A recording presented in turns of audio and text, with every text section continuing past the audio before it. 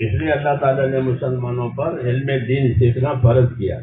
எனவே முஸ்லிம்களின் மீது दीनुடைய इल्மை கற்றுக்கொள்வது அல்லாஹ் கடமையாக ஆக்கி வைத்திருக்கிறார்। ये आम बात है कि हर मुसलमान इल्म दीन सीखे। இது பொதுவான விஷயம், ஒவ்வொரு முஸ்லிமும் दीनुடைய इल्மை கற்றுக்கொள்ள வேண்டும்। फिर खास हालत में वो इल्म उस पर फर्ज ऐन हो जाएगा। சில குறிப்பான நேரத்துல அதே இல்மை இந்த மனிதனின் மீது கடமையாக ஆகிவிடும், பர்ல ஐனாக ஆகிவிடும்। मसलन आदमी मालदार हो गया, உதாரணமாக ஒரு மனிதர் செல்வந்தராக ஆகிவிட்டார், तो मालदारी का क्या इल्म है ये इस पर फर्ज हो गया। அப்போ அந்த பொருளுடைய என்ன இல்மு, அந்த இல்மை கற்றுக்கொள்வது அந்த செல்வந்தரின் மீது கடமையாக ஆகிவிட்டது। नहीं तो अगर वो इल्म नहीं सीखेगा तो माल के हुकूक अदा नहीं करेगा। அந்த பொருளுடைய செல்வத்துடைய இல்மை அவர் கற்றுக்கொள்ள என்று சொன்னால் அதனுடைய கடமைகளை அவர் நிறைவேற்ற முடியாது। फिर ये माल उस पर वबाल होगा, இந்த பொருளை அவன் மீது ஒரு பெரிய வேதனையாக ஆகிவிடும்। इसलिए जो हाल आवे उस हाल का इल्म जरूरी है, ये हमारी शरीयत का हुक्म है। ஆக எந்த நிலைமையில் ஒரு மனிதன் இருக்கிறாரோ அந்த நிலைமையுடைய இல்மை கற்றுக்கொள்வது கடமையாக இருக்கிறது, இது ஷரியத்துடைய கட்டளையாக இருக்கிறது। जो हाल आवे उस हाल का इल्म लो। எந்த நிலைமையில் இருக்கின்றோமோ அந்த நிலைமையுடைய இல்மை நாம் கற்றுக்கொள்வது அவசியம்। वरना इल्म तो एक समंदर है, उसके कोई हद नहीं है। இல்லை என்று சொன்னால் இல்ம் என்பது ஒரு கடல், அதற்கு ஒரு எல்லை கிடையாது। लेकिन जो हाल आवे उस हाल का इल्म होना वाजिब है। ஆனால் எந்த நிலைமையில் நமக்கு ஏற்படுகின்றதோ அதனுடைய இல்மை கற்றுக்கொள்வது அது வாஜிபாக இருக்கின்றது। मुसाफिर पर सफर का इल्म, முசாஃபிரின் மீது அந்த சஃபருடைய இல்மை அவசியம்। मरीज पर मरज का इल्म, कि मरज में क्या का अहकाम है। நோயாளியாக இருந்தால் அந்த நோயாளியுடைய இல்மு, அவன் என்னென்ன செய்ய வேண்டும் அதனுடைய இல்மு அவசியம்। इमरान इब्न हुसैन मशहूर सहाबी हैं, पुराने सहाबी हैं, वो अक्सर बीमार रहते, वो हुजूर सल्लल्लाहु अलैहि वसल्लम से बीमारी के मसाइल पूछते। இம்ரான் இப்னு ஹுசைன் ஒரு சஹாபியா இருந்தாங்க, பொதுவாக அதிகமாக நோயிலே இருந்தாங்க। அவர்கள் ரசூலுல்லாஹி ஸல்லல்லாஹு அலைஹி வஸல்லம் அவர்கள் இடத்திலே இந்த நோயுடைய நிலையில என்ன அல்லாஹ்வுடைய கட்டளைகள் கடமைகள் என்பது கேட்டு தெரிந்து கொள்வார்கள்। क्योंकि हुजूर सल्लल्लाहु अलैहि वसल्लम की शरीयत कामिल है। என்னன்னு சொன்னா ரசூலுல்லாஹி ஸல்லல்லாஹு அலைஹி வஸல்லம் அவருக்கு கொடுக்கப்பட்ட ஷரியத் என்பது பரிபூர்ணமானது। ये पानी तकसीम करना ठीक नहीं है। இப்போ தண்ணி கொடுக்கிறது சரியில்லைங்க, தண்ணி கொடுக்காதீங்க, அப்படியே உட்கார்ந்த இடத்துல பாஸ் பண்ணுங்க, தெரியாம பாஸ் பண்ணுங்க। ये कोई शादी की महफिल नहीं है, खिलाना पिलाना ये तो शादियों में होता है। இது நிக்காவுடைய மஜ்லிஸ் இல்ல, நிக்காவுடைய மஜ்லிஸ்ல சாப்பிடுறது கொடுக்கறது ஸ்நாக்ஸ் கொடுக்கறது நடக்கும்। इसलिए खामोशी के साथ बैठ जावे। என்ன அமைதியா உட்கார்ந்து கொள்ளுங்க, அமைதியா உட்காருங்க। थोड़ी देर की बात है, சில மணி நேரம் தான்।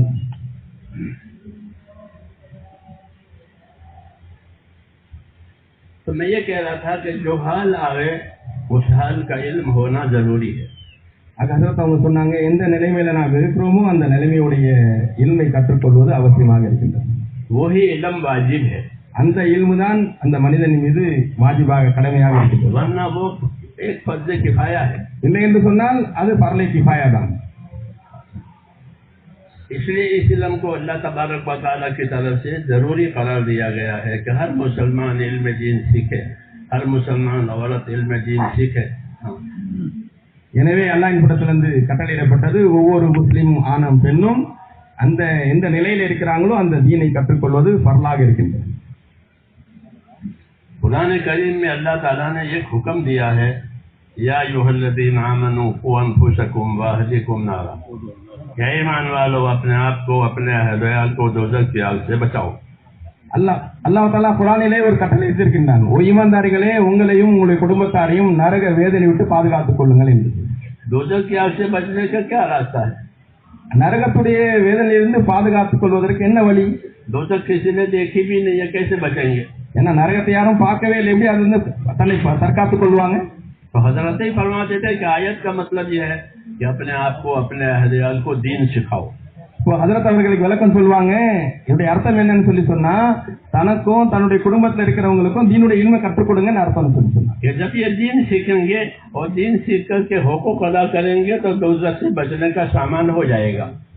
அப்படி நாம சொல்லிக் கொடுத்தோம்னு சொல்லி சொன்னா அவர் எப்போ தீனை கற்றுக்கொள்வாங்களோ தீன் படி அமல் செய்வாங்களோ அது நரகத்தை விட்டு தன்னை பாதுகாத்துக் கொள்வதற்கு அது ஒரு காரணமாக அமைந்துவிடும்। इसलिए दीन सीखना इसलिए भी जरूरी है कि दोज़ख की आग से बचने का यही रास्ता है। எனவே தீனை கற்றுக்கொள்வது இதனால் நம் மீது கடமையாக இருக்கின்றது. இந்த இல்மு தான் நரகத்தை விட்டு பாதுகாத்துக் கொள்வதற்கு காரணமாக அமையும். फिर हमारे साथ अल्लाह का एक बड़ा एहसान है कि हमको रसूल सल्लल्लाहु अलैहि वसल्लम की उम्मत में पैदा किया.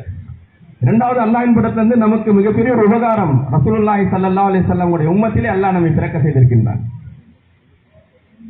और हुजूर सल्लल्लाहु अलैहि वसल्लम को हर लाइन का इल्म कामिल दिया गया. நபி ஸல்லல்லாஹு அலைஹி வஸல்லம் அவர்களுக்கு எல்லா விதமான என்னென்ன தேவை இருக்கோ அதோட இல்ம் பரிபூர்ணமாக கொடுக்கப்பட்டது. ईमानियात का इल्म, इबादत का इल्म, माशरत का, मामलात का, अखलाक का, हर लाइन का इल्म हुजूर सल्लल्लाहु अलैहि वसल्लम को कामिल दिया गया. ஈமானியாத், இபாதத், மாமிலாத், மாஷிராத், அக்லாக் எந்த வகையான இல்ம் இருந்தாலும் ரசூலுல்லாஹி ஸல்லல்லாஹு அலைஹி வஸல்லம் அவர்களுக்கு பரிபூர்ணமாக கொடுக்கப்பட்டது. और जो इल्म आपको दिया गया है वो गैर मनसूख है. நபி ஸல்லல்லாஹு அலைஹி வஸல்லம் அவர்களுக்கு எந்த இல்ம் கொடுக்கப்பட்டதோ அது எப்போதும் மன்சூக் ஆகாது. ये मनसूख नहीं होगा, இது முடியாது. ये महकम है, ये बाकी रहेगा, இது உறுதியானது, நிரந்தரமாக இருக்கும். अल्लाह ताला इस इल्म को बाकी रखेंगे. இந்த இல்மை அல்லாஹ் நிரந்தரமாக ஆக்கி வைப்பான். और इसकी हिफाजत करेंगे. அல்லாஹ் இதை பாதுகாக்க செய்வான். जिस जमाने में लोग उसकी तलाश में, उसकी तलब में निकलेंगे, अल्लाह उनको इल्म देगा. எந்த காலத்திலும் இதை தேடி யார் வெளியே போவாங்களோ அவர்களுக்கும் அல்லாஹ் தஆலா அவருடைய இது செய்வான். அல்லாஹ் ये अलग बात है कि लोग इसकी तलब ही न करें, लोग इसको न लें, तो वो जहालत में मुलव्वस रहेंगे. அது வேறு விஷயம். அதை யாரும் தேடவில்லை, அதை கற்றுக்கொள்ள வேண்டும் சொன்னால் அவர்கள் அறியாமையில் மூழ்கி இருப்பார்கள். इसलिए इसका हासिल होना, इसका हासिल करना जरूरी दिया गया है. எனவே இந்த விஷயங்களை இல்மை கற்றுக்கொள்வது அது கடமையாக ஆக்கப்பட்டிருக்கின்றது.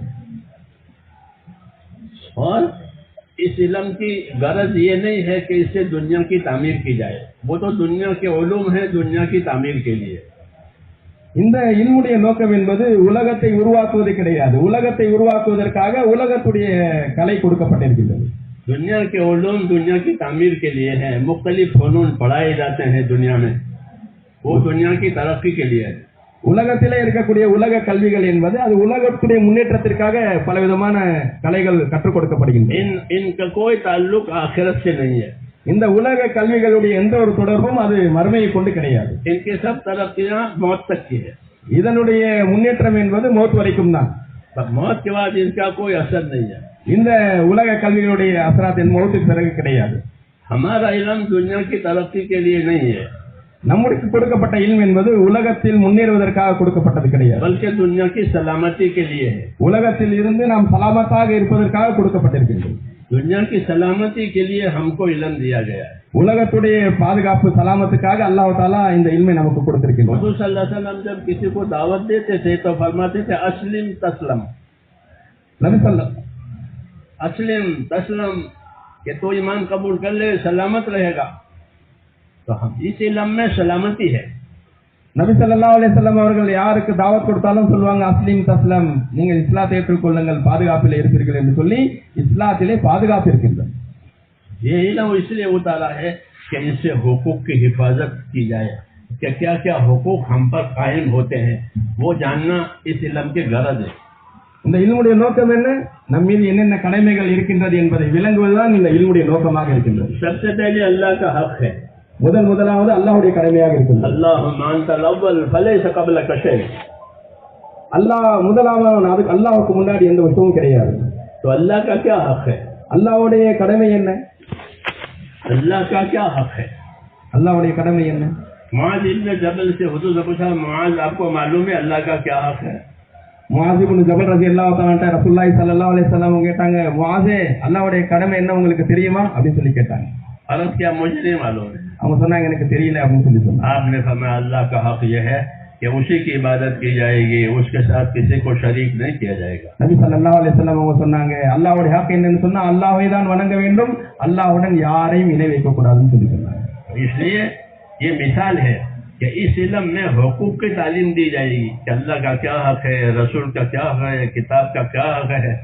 दुनिया जो है वो ताल्लुकात की जगह है, यहाँ ताल्लुकात कायम होते हैं. फिर हर ताल्लुक का एक हक है, हर ताल्लुक का एक हक है. अगर ये हक नहीं जानेंगे तो फिर ताल्लुकात का हक अदा नहीं होगा, फसाद होगा. ஒரு உதாரணமாக சொல்லப்பட்டது, நாம் அணிய வேண்டும்.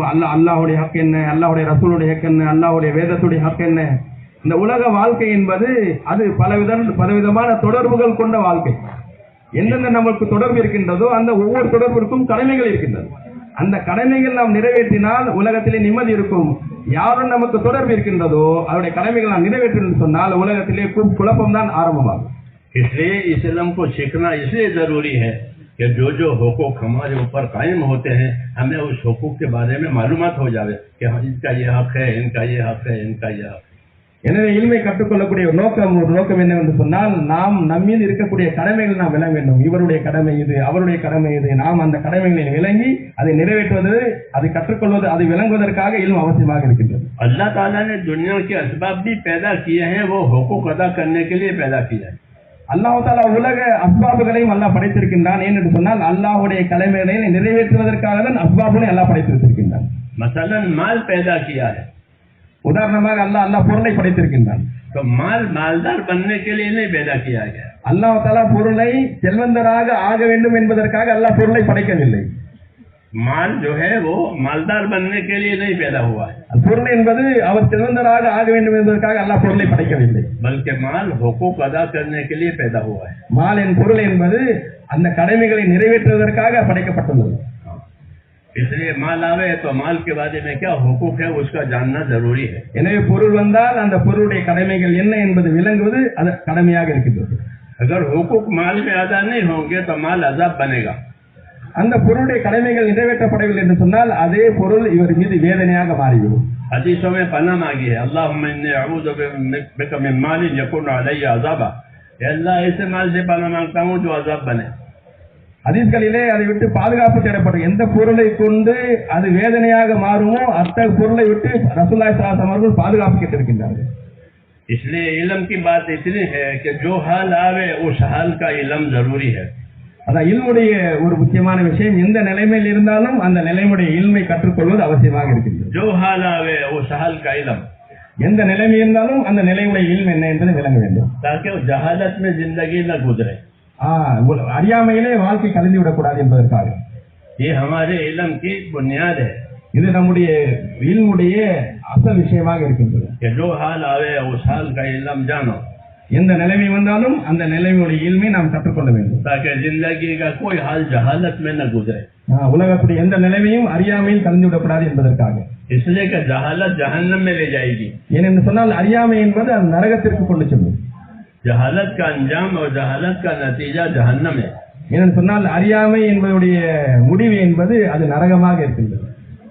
इसलिए कि जहन्नमी जो है जहन्नम में जाकर हसरत से ये कहेंगे लोग को ना कि अगर हम जानते और अमल करते तो जहन्नम में न होते. அதனால்தான் நரகத்திலே நரகவாசி போனால் அங்கு சொல்வார், நான் கேட்டு விளங்கி இருந்தால் நான் நரகத்தில் வந்திருக்க மாட்டேன் என்று அவர் கைசெல்லப்படுவார் நரகவாசி. तो जहालत ये जहन्नम में ले जाती है. அறியாமை என்பது அது நரகத்திற்கு கொண்டு செல்லும். इसलिए इल्म का सीखना जरूरी है. எனவே இல்மை கற்றுக்கொள்வது அது அவசியமாக இருக்கின்றது. इल्म सीखने और इल्म सिखाने के கொஞ்சம் கிட்ட வந்துடுங்க. உலமாக்கள் கொஞ்சம் வெளியே இருக்கிறாங்க. உலமா கொஞ்சம் உள்ள கொஞ்சம் தள்ளி வாங்க. கொஞ்சம் நெருங்கி உக்காருங்க. சில உலமாக்கள் வெளியே இருக்கிறாங்க. கொஞ்சம் நெருங்கி உக்காருங்க. கொஞ்சம் கூட வெளியே இருக்கிற உலமாக்கள் உள்ள வந்து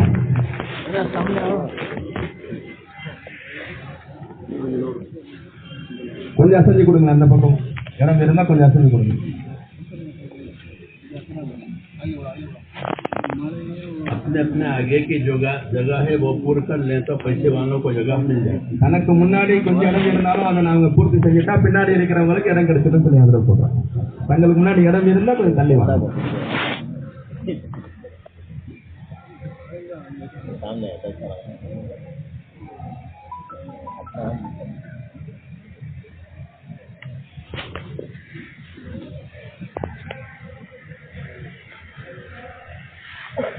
दूसरी बात मेरे बुजुर्गों ये है कि इल्म अल्लाह की एक अमानत है. இரண்டாவது விஷயம், முக்கியமான விஷயம், இந்த இல்ம் என்பது அல்லாஹ்வின் புறத்திலிருந்து நமக்கு கொடுக்கப்பட்ட ஒரு அமானிதமாக இருக்கின்றது. ये अल्लाह की अमानत है जो रसूलों को दी जाती है. இது அல்லாஹ்வுடைய ஒரு அமானிதம், ரசூல்மார்களுக்கு கொடுக்கப்பட்ட விஷயமாக இருக்கிறது. उन्हीं के जरिए से ये अमानत तकसीम होती है. அவர்களின் மூலமாக தான் இந்த அமானிதங்கள் பங்கிடப்படுகிறது. वही इल्म है जो रसूलों के जरिए से, अंबिया किराम के जरिए से आवे, वही इल्म है. ரசூல்மார்களின் மூலமாக, நபிமார்களின் மூலமாக எந்த இல்ம் வருகின்றதோ அதுதான் இல்ம். बाकी चीजें वो इल्म नहीं है, वो दुनिया के फनून है. அதல்லாத மற்ற விஷயங்கள் அதுக்கு இல்ம் என்று சொல்லப்பட மாட்டாது. அது ஒரு கலை, அது ஒரு பன்னாக இருக்கின்றது. वो दुनिया के फनून है, वो दुनिया की तरक्की के लिए है. அது உலகத்துடைய அது கலைகள், அது உலகத்துடைய முன்னேற்றத்துக்காக கொடுக்கப்பட்ட விஷயங்கள். ये इल्म दुनिया की तरक्की के लिए नहीं है, दुनिया की सलामती के लिए है और हुकूक पहचान करने के लिए है. இந்த இல்ம் என்பது உலகத்துடைய வாழ்க்கையை பாதுகாப்பாக இருப்பதற்காக வேண்டும், கடமைகளை விளங்க வேண்டும் என்பதற்காக கொடுக்கப்பட்டதுதான் இல்ம். रसूल सल्लल्लाहु अलैहि वसल्लम पर ये इल्म कामिल उतरा. நபி ஸல்லல்லாஹு அலைஹி வஸல்லம் அவர்களின் மீது இந்த இல்ம் என்பது பரிபூர்ணமாக இறங்கியது. और हुजूर सल्लल्लाहु अलैहि वसल्लम ने अपने उलूम को अपनी दावत से जोड़ा. நபி ஸல்லல்லாஹு அலைஹி வஸல்லம் அவர்கள் தன்னுடைய இல்மை தாவத்துடன் சேர்த்தார்கள். क्योंकि ये सबके लिए नाजिल हुआ है.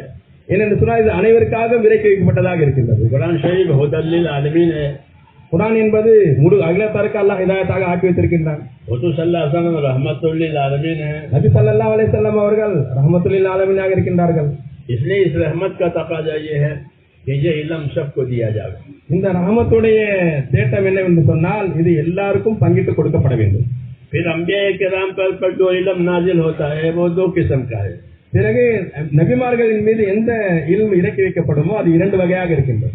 एक फजाइल का इल्म नाजिल होता है, एक तरीकों का इल्म नाजिल होता है. ஒன்று ஃபதாயிலுடைய இல்ம், இரண்டாவது முறைகள் கடமைகளுடைய இல்மாக இருக்கிறது. फजाइल का इल्म नाजिल होता है. ஃபதாயிலுடைய இல்ம் அல்லாஹ் இறக்கி வைக்கின்றான் நபிமார்களின் மீது. फजाइल का इल्म नाजिल होने की हिकमत यह है कि फजाइल का इल्म मालूम होने से अमल की रग़बत पैदा होती है, अमल की कदर पैदा होती है. अगर फजाइल का इल्म नहीं होगा तो अमल की रग़बत नहीं होगी और अमल की कदर भी नहीं होगी. ஃபதாயிலுடைய இல்ம் ஏன் இறக்கி வைக்கப்பட்டது? ஃபதாயிலுடைய இல்ம் இறக்கப்பட்டதுடைய ஹிக்மத் என்னவென்று சொன்னால், ஃபதாயில்கள் கேட்டால்தான் மனிதனுக்கு அமல் செய்யக்கூடிய ஆர்வம் உண்டாகும், அந்த இல்முடைய கதரும் இருக்கும், அந்த அமலுடைய கதரும் இருக்கும். फजाइल के इल्म में अल्लाह के इनामात बताए जाते हैं. ஃபதாயிலுடைய இல்மிலே அல்லாஹ்வுடைய அருட்கொடைகள் என்ன என்பது கூறப்படுகிறது. कि अल्लाह ताला बंदों का क्या क्या इनाम देने वाले हैं, बंदों को क्या क्या इकराम करने वाले हैं. उस इनाम और इकराम की तफसीलात जो है फजाइल के इल्म में होती है, उसको इल्म तरगीब कहते हैं. அல்லாஹ் தஆலா என்னென்ன இனாம்களை நியாமத்துகளை கொடுக்கப்படுகின்றான், அல்லாஹ்வின் புறத்தில் என்னென்ன அருட்கொடைகள் கிடைக்கப்படுகின்றன என்பது சொல்லப்படுவதற்கு இல்மு தான் அது ஃபதாயிலாக இருக்கிறது. अंबिया किराम को तरगीब का भी इल्म दिया जाता है ताकि लोगों को तरगीब दे, रग़बत दिलाने अल्लाह की बात मानने में, अल्लाह के हराम से बचने में क्या फजीलत है, अल्लाह के हुक्म पूरा करने में क्या इनाम है, वो इनको मालूम हो जाए. நபிமார்களுக்காக தர்கீமுடைய இல்மும் ஆர்வம் உண்டாக்கக்கூடிய இல்மும் கொடுக்கப்படுகின்றது. அதன் காரணமாக மக்கள் அல்லாஹ் அமல் செய்தால் என்ன நன்மைகளை கொடுப்பான், அல்லாஹ்வுக்கு மாறு செய்தால் அல்லாஹ்வுடைய வேதனை என்ன வரும் என்பதை மக்களுக்கு விளக்கி அவர்களிடத்தில் ஆர்வத்தை உண்டாக்கக்கூடிய இல்மும் நபிமார்களுக்கு கொடுக்கப்பட்டது. அது தர்கீமுடைய இல்மாக இருக்கிறது. इस इल्म के साथ नबियों को भेजते हैं. वमा नुरसिलुल मुरसलीन इल्ला मुबश्शिरीन व मुनदिरीन इन्ना अरसलनाका बिल हक़्क़ि बशीरन व नज़ीरा. ये फरमाया कि हम अंबिया किराम को मुबश्शिर और मुंजिर बनाकर भेजते हैं कि ताअत करने वालों का इनाम और न ताअत करने वालों की क्या सजा है, वो आप सल्लल्लाहु अलैहि वसल्लम को बशीर और नज़ीर बनाया है. इताअत करने वालों को बशारतें दें और इताअत छोड़ने वालों को अल्लाह के अज़ाब से डराएं. ये उसलूब होता है, ये तरीका होता है. அல்லாஹ் தஆலா குர்ஆனிலே நபிமார்களுக்கு அனுப்பப்பட்ட நோக்கத்தை விளக்கினார். நபிமார்கள் நாம் ஏன் அனுப்பி வைத்தோம்? அவர்கள் மக்களுக்கு அவர்கள் நல்ல அமல்கள் செய்தால் அவர்களுக்கு சுப செய்தி சொல்பவர்களாக, அவர்கள் அல்லாஹ்வுக்கு மாறு செய்தால் அல்லாஹ்வுடைய இதாத் செய்யவில்லை என்று சொன்னால் அவர்களுக்கு என்ன வேதனை கிடைக்கும் என்பதை விளக்குபவர்களாக, முபஷிரீன்களாக அல்லாஹ் தஆலா முன்சிரீன்களாக நபிமார்களை உலகத்தில் அல்லாஹ் அனுப்பி வைத்தார்.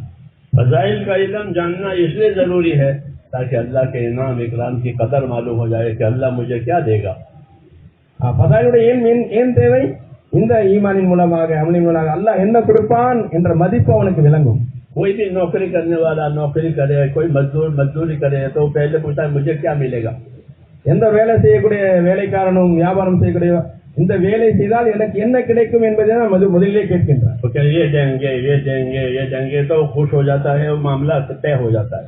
அவருக்கு சொல்லப்படுகிறது இந்த வேலை செஞ்சா இவ்வளவு கிடைக்கும் சொன்னா அவர் சந்தோஷம் அடைகிறாரு. அந்த வேலையுடைய பேச்சுவார்த்தை முடிவடைகின்றது. इसी तरह अल्लाह ताला बंदे के साथ मामला करते हैं कि तुम पर जो हमने जिम्मेदारियां डाली है उस जिम्मेदारियों पर तुमको ये मिलेगा और ये मिलेगा और ये मिलेगा. அதே போலதான் அல்லாஹ் தஆலா விலக்கி கூறுகின்றான், உங்களுக்கு இந்த பொறுப்புகள் கொடுக்கப்பட்டிருக்கின்றது, இந்த பொறுப்புகளை நிறைவேற்றினால் அல்லாஹ்வின் புறத்திலிருந்து இது கிடைக்கும் அது கிடைக்கும் என்று சுப செய்திகள் சொல்லப்படுகின்றன. ताकि वो खुश होकर उस पर अमल करे. அதன் காரணமாக அவர் சந்தோஷம் அடைந்து அமல் செய்யக்கூடியவனா மாறுவார். तो एक तो अल्लाह ताला का ये इनाम है कि हम पर इल्म तरगीब नाजिल किया है ताकि खुशी खुशी अमल के लिए तैयार हो जाए. இது அல்லாஹ்வுடைய மிகப்பெரிய உபகாரம். இல்மை தர்கீப் கொடுக்கப்பட்டிருக்கின்றது. அதன் மூலமாக இவர் அமல் செய்யக்கூடிய நேரத்தில் உள்ளத்தில் ஒரு சந்தோஷம் உண்டாகும். आज इस इल्म के जानने का रिवाज नहीं रहा, इसलिए अपने अमल पर कोई खुशी भी नहीं होती. अमल कर लिया, सर से उतर गया बस. இன்னைக்கு அந்த இல்மை கற்றுக்கொள்ளக்கூடிய ஒரு ஆர்வமும் இல்லை, ஒரு ஆசையும் இல்லை. அதன் காரணமாக அமல் செய்வதனால் நமக்கு ஒரு ஆர்வம், ஒரு இன்பம், ஒரு சந்தோஷம் உருவாவது கிடையாது. हालांकि अमल के नतीजे पर और अमल के इनाम पर खुश होना ये ईमान की अलामत है. மாறாக அமல் செய்வதின் காரணமாக உண்டாகக்கூடிய அந்த சந்தோஷம் இருக்குது, இது ஈமானுடைய அடையாளம் என்று சொல்லப்பட்டது. इज़ा सर्रत का हसनतों का वसात का सय्यतों का फांता मोमिन, क्यों फरमाया इज़ा सर्रत का हसनतों का वसात का सय्यतों का फांता मोमिन. जब तुमको अपनी नेकी पर खुशी होने लगे और तुमको अपनी बदी पर रंज और गम होने लगे तो समझ के तू मोमिन बन रहा है. அதில் வந்திருக்கின்றது, உன்னுடைய நன்மை உன்னுடைய உள்ளத்தில் ஒரு சந்தோஷத்தை உருவாக்கின்றது. உன்னுடைய ஏற்படக்கூடிய ஒரு பாவம் உன்னுடைய உள்ளத்தில் ஒரு கவலை, ஒரு விதமான துக்கத்தை உண்டாக்கக்கூடியதாக இருக்கின்றது சொன்னால் நீ மூமின் என்று ரசூலுல்லாஹி ஸல்லல்லாஹு அலைஹி வஸல்லம் அவர்கள் சுபத்தில் சொன்னார். इसलिए फजाइल के इल्म की ये असर है कि अगर फजाइल का इल्म मालूम होगा तो अमल से खुशी होगी कि मैंने ये अमल किया, अल्लाह मुझे ये देने वाले हैं, मैंने ये अमल किया, अल्लाह मुझे ये देने वाले हैं. तो ये ईमान की तरक्की की अलामत है. இது ஃபதாயிலுடைய அமலுடைய ஒரு தாக்கம். இப்போ ஃபதாயிலுடைய இல்ம் இருக்குமோ, இந்த அமல் செய்தால் அல்லாஹ் இதை கொடுப்பான், இந்த அமல் செய்யும்போது அல்லாஹ் இதை கொடுப்பான் என்ற ஒரு சந்தோஷம் உண்டாகும். இது ஈமானுடைய ஒரு அடையாளமாக இருக்கின்றது. इसलिए अंबिया किराम पर ये इल्म पहले नाजिल होता है. எனவே நபிமார்களின் மீது முதலாவதாக தர்கீபுடைய இல்ம் தான் இறக்கி வைக்கப்படும். फजाइल का इल्म, तरगीब का इल्म, जन्नत जहन्नम के हालात ये पहले नाजिल होते हैं. फजाइலுடைய இல்ம், தர்கீபுடைய இல்ம், நரகத்துடைய சொர்க்கத்துடைய இல்ம் அதுதான் அல்லாஹ் முதலிலே இறக்கி வைத்தான் நபிமார்களின் மீது. क्योंकि इससे इस्तिदाद पैदा होती है अमल करने की. இதன் காரணமாக அமல் செய்யக்கூடிய ஒரு தகுதி, ஒரு ஆர்வம் உள்ளத்திலே உண்டாகும். और जो वादे वईदे हैं उसके सुनने से गुनाहों से और मुनकरात से बचने की इस्तदा पैदा होती है. அல்லாஹ்வின் புறத்திலிருந்து என்ன எச்சரிக்கைகள் இருக்கின்றதோ அதை கேட்டதின் காரணமாக பாவங்களை விட்டு அல்லாஹ் அருவருப்பான விஷயங்களை விட்டு தவிர்த்து கொள்ளக்கூடிய ஒரு சக்தி மனிதனுக்குள் உருவாகும். அது आयशा रज़ियल्लाहु अन्हा फरमाती हैं कि जब अल्लाह ताला पहले से ये हुक्म देता कि शराब हराम है, ज़िना हराम है, सूद हराम है तो कोई भी नहीं मानता. ஆயிஷா ரலியல்லாஹு தஆலா அன்ஹா அவர்கள் சொல்லக்கூடியதாக இருந்தார்கள், ஆரம்பத்திலே அல்லாஹ் தஆலா ஜினா ஹராம், மது அருந்துவது ஹராம், பர்தா ஹராம் என்று சொல்ல அல்லாஹ் கட்டளையிட்டு இருந்தால் இதை யாரும் செய்திருக்க மாட்டார்கள் என்று ஆயிஷா நாயகி ரலியல்லாஹு தஆலா அவர்கள் கூறுகிறார்கள். क्योंकि उनमें इसके छोड़ने की इस्तेदाद ही नहीं थी. ஏனென்று சொன்னால் அவர்களுக்குள்ளே இந்த விஷயத்தை விட்டு தன்னை பாதுகாத்துக் கொள்ளக்கூட விடக்கூடிய தகுதியே இல்லாமல் இருந்தது. इसलिए पहले उसके हुर्मत के अहकाम नहीं आए.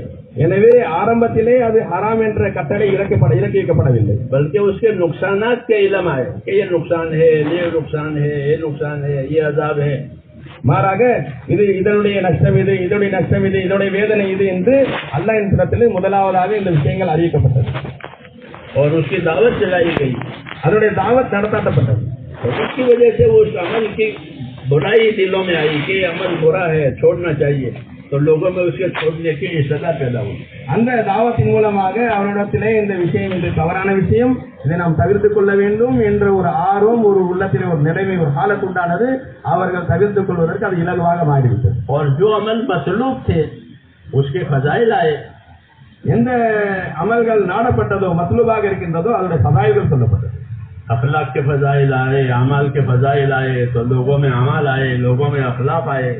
ஆமாலுடைய ஃபதாயில், அக்லாக்குடைய ஃபதாயில் சொல்லப்பட்ட நேரத்தில் மக்களின் ஆமாலும் உருவானது, அக்லாக்களும் உருவானது. इसलिए इल्म का ये तरीका है कि पहले उसके फजाइल सामने आवे, कि उस पर हमें अल्लाह ताला क्या देने वाले हैं, और उसके साथ उसकी मेहनत हो, तो मेहनत से उन फजाइल का यकीन पैदा होगा। அப்போ முதல்ல ஆரம்பத்திலே பதாயில்கள் என்ன என்பதை நாம் விளங்க வேண்டும். அந்த பதாயிலை விளங்குவதற்காக ஒரு உழைப்பு செய்ய வேண்டும். அதன் பேரில் அதனுடைய கண்ணியம் நம்முடைய உள்ளத்திலே வரும். जाबिर बिन अब्दुल्लाह रज़ियल्लाहु अन्हु ये फरमाते हैं कि हम एक सफर में थे और सवार थे, तो जाबिर बिन अब्दुल्लाह ने पैदल चलने की फजीलत बताई, अल्लाह के रास्ते में पैदल चलने की फजीलत बताई कि अल्लाह के रास्ते में चलने वालों पर जो गर्दो गुबार उनके कदमों पर आएगा वो जहन्नम से महफूज रहेगा। ये रहमत की बात सुनाई, तो लोग अपनी अपनी सवारियों से नीचे उतर गए और सबसे ज्यादा उस सफर में पैदल चलने वाले हो गए। ஜாபிர் ரலியல்லாஹு தஆலா அவங்க ரிவாயத் செய்றாங்க, நாங்க ஒரு சஃபர்ல இருந்தோம், அல்லாஹ்வுடைய பாதையில போய் கொண்டு இருந்தோம். அந்த நேரத்துல அல்லாஹ்வுடைய பாதையில நடந்து செல்லும் பொழுது எந்த ஒரு புழுதி நம் மீது படுவோம், அதன் காரணமாக நரக வேதனையிலிருந்து பாதுகாக்கப்படும் என்ற ஒரு பதாயில் ஒரு சிறப்பு சொல்லப்பட்டது. நமக்குள்ளே இருந்த அந்த அந்த பதாயில் கேட்டதின் காரணமாக சஃபர்ல இருந்த அனைத்து சஹாபாக்களும் அவர்கள் அந்த சவாரிகள் வந்து இறங்கி நடக்கக்கூடியவர்களாக ஆகிவிட்டார்கள். इसलिए पहले फजाइल का इल्म उतरता है। எனவே ஆரம்பத்திலே பதாயுடைய இல்ம் தான் அல்லாஹ் இறக்கி வைக்கிறார். ये अपने अमल की कदर मालूम हो जाए, अपने गुनाह के बारे में फिक्र पैदा हो जाए कि गुनाह करने का कितना वबाल है और अमल करने का कितना इनाम है, इससे आदमी की दीनी जिंदगी सही होती है। இதன் காரணமாக அமல் செய்தான் அல்லாஹ்வின் புறத்திலிருந்து என்ன ஒரு அல்லாஹ்வின் புறத்தில் எந்த அருட்கொடைகள் கிடைக்கும், அல்லாஹ்வுக்கு மாறு செய்தால் என்ன வேதனைகள் கிடைக்கும் என்ற ஒரு ஒரு ஒரு விதமான ஆர்வம் கல்விலே உருவாகும். इसलिए दावत की मेहनत में ये इल्म इस्तेमाल होता है। எனவே தாவத்துடைய உழைப்பிலே இந்த இல்ம் பயன்படுத்தப்படுகின்றது, ताकि अमल की इस्तिदाद पैदा हो जाए, அமல் செய்யக்கூடிய ஒரு தகுதி உள்ளத்திலே உருவாவதற்காக. जब अमल की इस्तिदाद पैदा हो जाए तो फिर अमल का तरीका बताना चाहिए कि अमल का सही तरीका ये है। எப்போது அமலுடைய ஒரு ஆர்வம் உண்டாகி விடுமோ அந்த அமல் செய்யக்கூடிய முறையை காண்பிப்பது அவசியமாக இருக்கின்றது. अमल के सही तरीका का नाम शरीयत है।